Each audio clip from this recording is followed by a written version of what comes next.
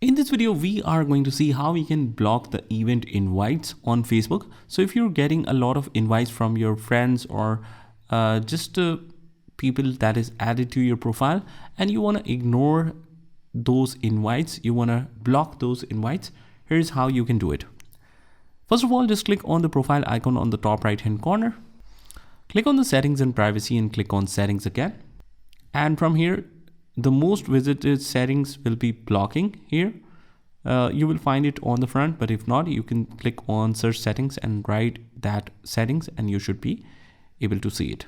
Click on this and click on this option, block app invites. It says once you block app invites from someone's profile, you'll automatically ignore future app requests from that person's profiles. Ignore all invites from this profile under your latest request. So you want to do that, click on edit. And let's say specific people are sending you invites, click on add to block list and you just select those specific friends which are sending you the invites. And then you select save or go back. And whenever you want to, let's say, disable that block invites option, if you've recently blocked it, you want to disable that or re-enable that, you just see your block list and you just turn off that settings or remove them from here. Click close. And that is all we have to do.